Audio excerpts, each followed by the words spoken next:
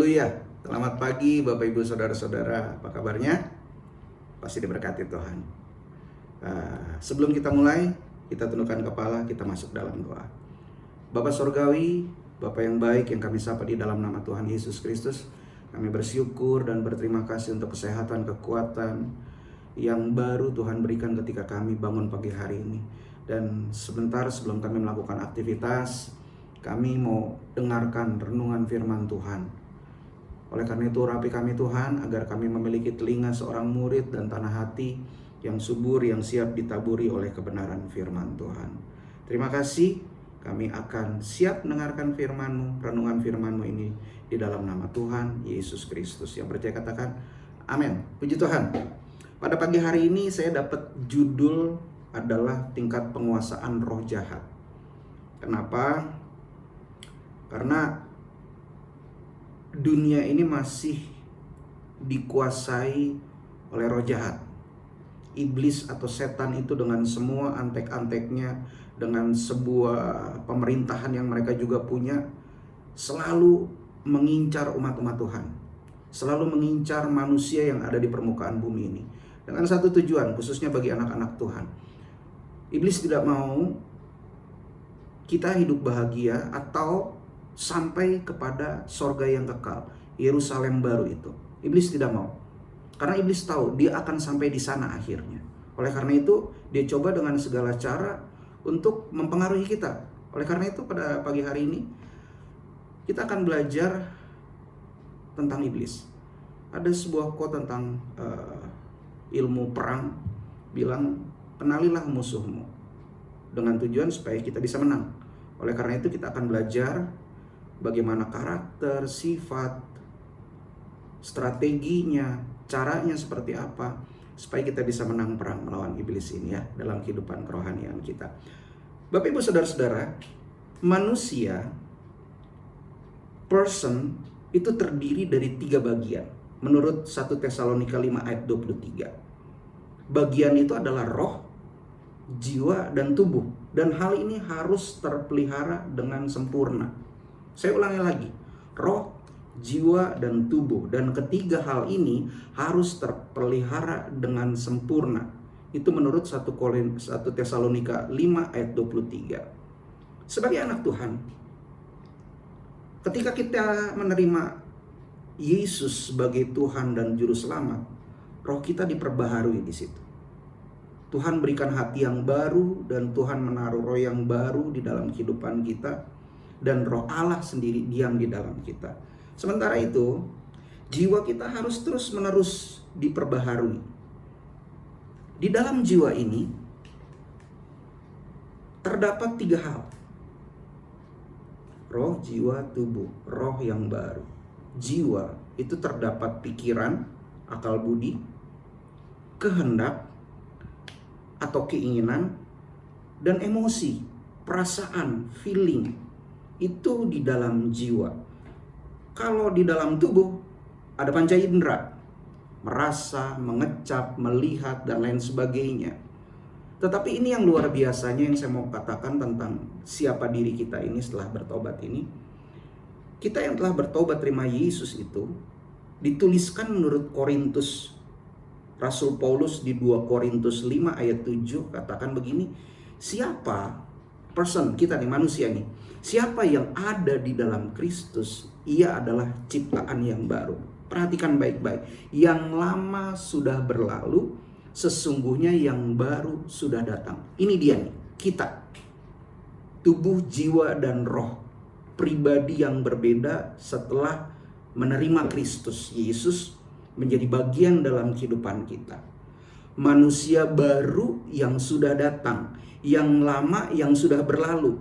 Manusia ini yang harus terus-menerus diperbaharui.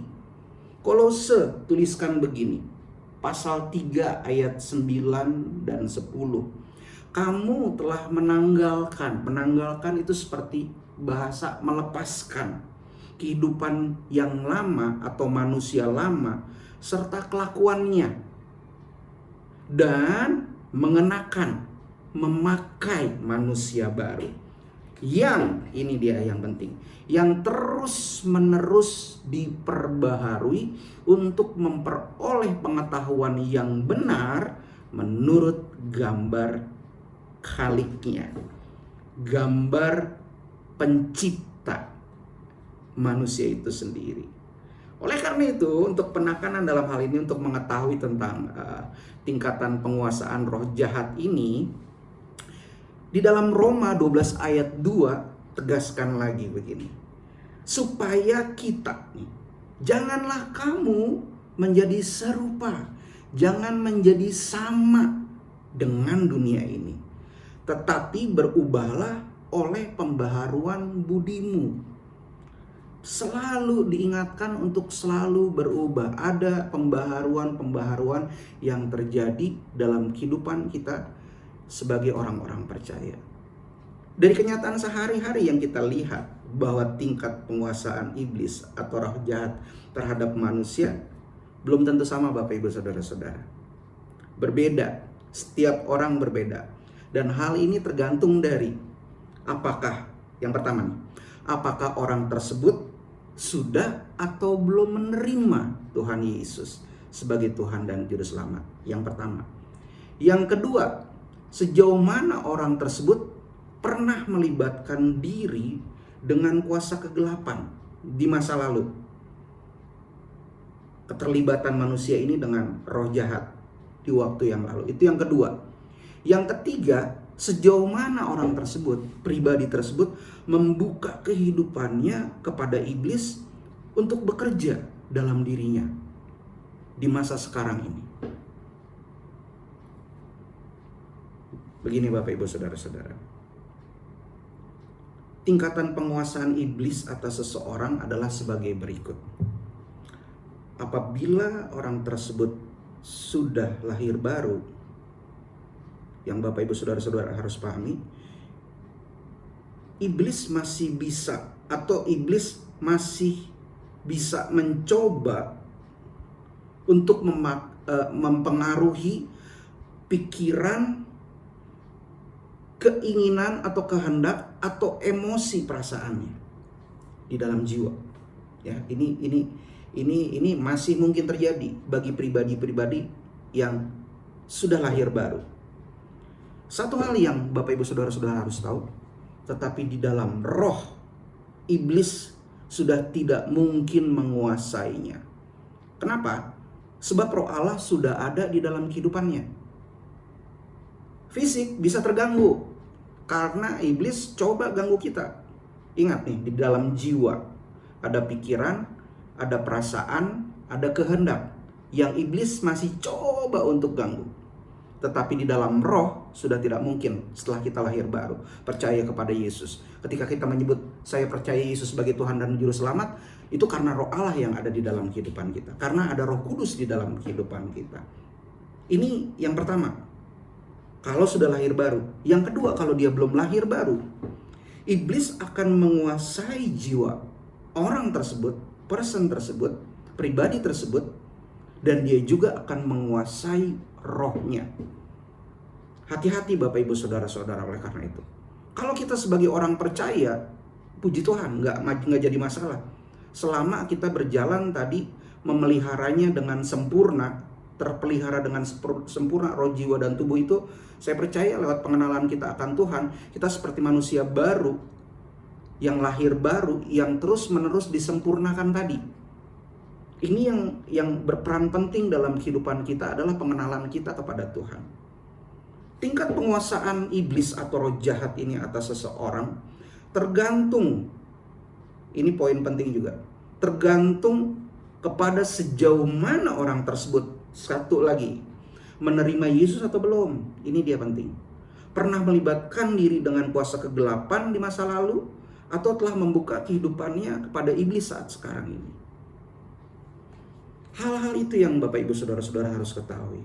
Jadi kalau kita sudah lahir baru, roh kita tetap miliknya Tuhan. Tapi hati-hati terhadap jiwa kita, karena dia masih coba pengaruhi kita. Karena situasi yang terjadi, fisik kita melihat, mata kita melihat sesuatu yang terjadi. Wah, perasaan kok bisa begini ya? Waduh, aku berhasil apa enggak ya? Waduh, menurut pikiran saya Tuhan bilang begini, tapi iblis bilang pengaruhi pikiran kita bahwa itu mustahil. Itu bisa terjadi Bapak Ibu Saudara-saudara. Karena itu Bapak Ibu Saudara-saudara nggak boleh jauh dari Tuhan. Nggak boleh jauh dari Tuhan. Selama kita bisa dengarkan firman Tuhan, dengarkan firman Tuhan. Karena sebelum-sebelumnya udah sampaikan, iman itu timbul karena pendengaran. Pendengaran akan firman Kristus. Alkitab tuliskan juga, tunduklah kepada Tuhan dan lawanlah iblis. Firman Tuhan juga katakan, roh yang ada padamu lebih besar daripada roh-roh yang ada di dunia ini. So, Bapak Ibu Saudara-saudara, berjalanlah dengan keyakinan pada saat ini. Apapun yang Anda lakukan, lakukanlah seperti untuk Tuhan. Tuhan pasti jaga kita. Tuhan pasti jaga dan lindungi keluarga kita. Suami, istri, anak-anak semua dalam perlindungan Tuhan. Selama kita berjalan dalam kebenaran firman Tuhan, iblis nggak bisa ganggu kita. Hati-hati terhadap pikiran kita. Hati-hati terhadap perasaan kita. Hati-hati terhadap keinginan kita.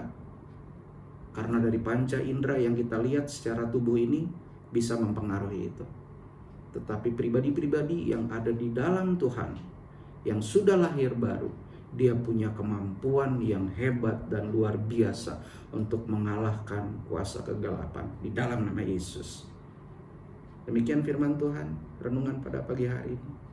Dengan gini kita akan muncul pikiran kita.